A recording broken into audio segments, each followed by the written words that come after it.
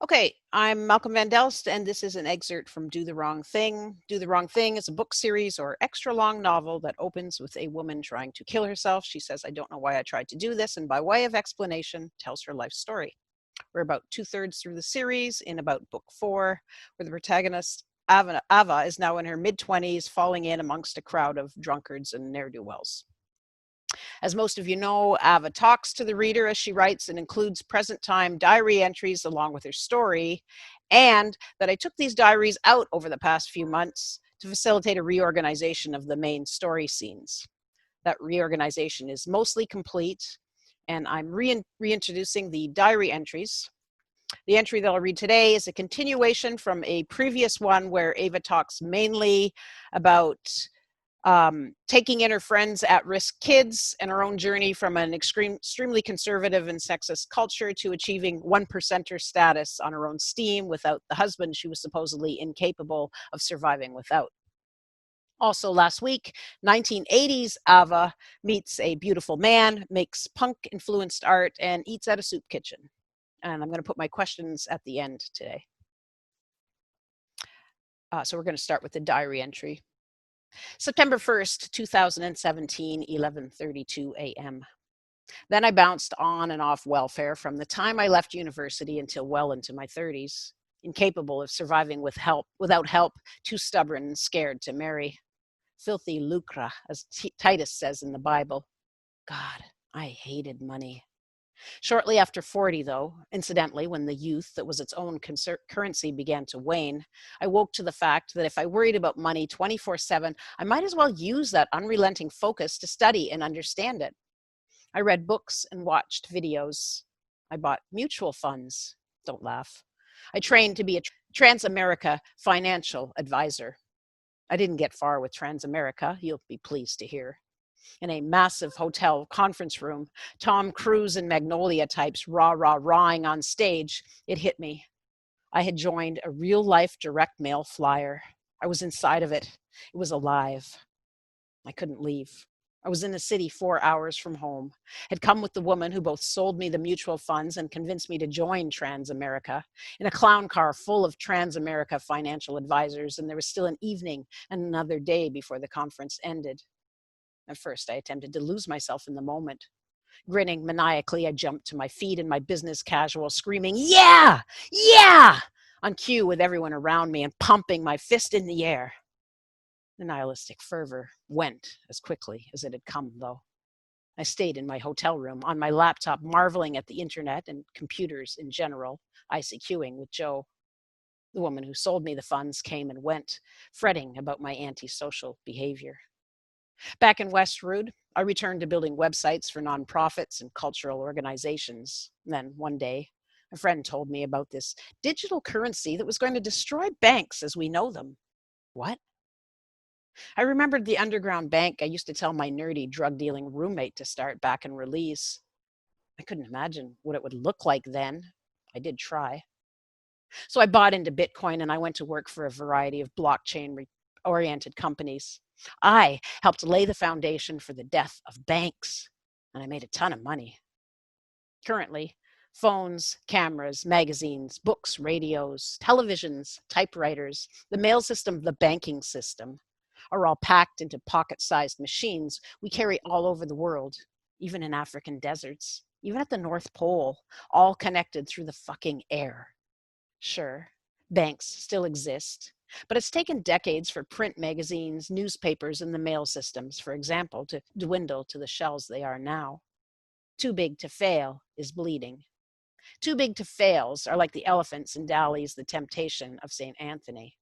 They're walking through clouds on legs so thin they can't help but crack, splinter, and send their charges hurtling to the ground in certain death.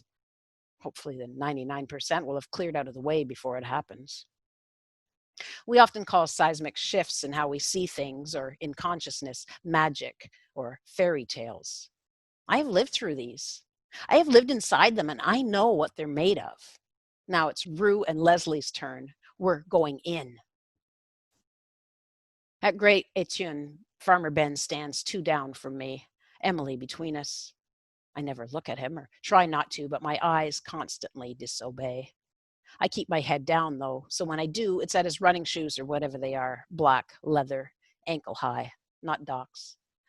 I'm not going to read the rest because I've read this is the third time reading this piece, and I think many of you have heard it already. So it's the piece where she goes to the diner and is too shy to talk to her, the love of her life. And so I'm just going to skip that piece and then go on to the next one, page 4. Have you ever begged, Johnny asks me as we sit at Nerd and Doof. You mean like for money on the street? Yeah. No. Have you? He laughs, shaking his head. No. I'd like to try it though, see what it's like. A sharp light appears in his eyes and his smile widens beyond what seems possible. Want to try it with me? I do my dad's laugh, exhaling quickly and shortly through my nose twice. I don't think I could, I say. Johnny smiles at me normally this time, but his eyes are still like lasers or something. If you're afraid, you should confront your fear, he says. I smush my lips together and do my dad's laugh again. I suppose. Come on, let's do it, he giggles. It'll be easier if we're together. Dad's laugh again as I grip my beer bottle, raise it to my lips, put it down, smile, grimace, and meet Johnny's eyes. Okay, when? Tomorrow? We don't need the money. I don't. We merely think it will be not exactly fun, but maybe something to pass the time. As I mentioned, no one talks at Nerd and Doof. I have to talk to customers at the restaurant. It's not a problem, but if I don't have to talk, I'd rather not. People who hang at Nerd and Doof are the same, I think. Emily and I converse, it's true, but we have personal stories no one wants to hear and details about work, music, and grim art to share. We both like to drink. In general, women and girls talk about getting boyfriends, which bores and upsets me. Further, women are catty liars, always competing about the men. Women can have jobs now. We don't need boyfriends and husbands. I could have stayed in Dardanelle if I wanted to talk about boys and husbands. Want one? Johnny says when I find him in the kitchen at Nerd and Doof. He tips a bottle of aspirin into his hand. Sure. He pours me coffee, black. We drink in silence, trying to rinse last night's beer from our heads. We head to the corner of George and Mercy. I don't know why. The futon shop where Pedro works is a few doors down. Johnny is wearing an old-fashioned British newspaper boy cap. We're going to use a paper coffee cup to collect money. We eye the newspaper boxes. We can sit beside them, somewhat hidden, and maybe it'll look like we're actually selling newspapers, I think frantically. We mill around, hungover, it's true. I smile at an elderly couple walking by, as does Johnny. A group of teenagers pass, followed by a 40-something man in a ski jacket and jeans. A woman talking in high heels, and a couple girls my age in ski jackets and jeans. I look at my hands. Johnny elbows me in the side. I look at him and he starts to laugh. I laugh. You want to go? He asks. Yeah. Questions. As usual, are the jumps between scenes okay? 2, is 1%er believable? Oh, that actually came from I think that might have been mentioned in the diary entry in the previous one. I made Ava a 1%er, a Bitcoin millionaire. 3, should I turf the panhandling scene and what's working, what's not, etc.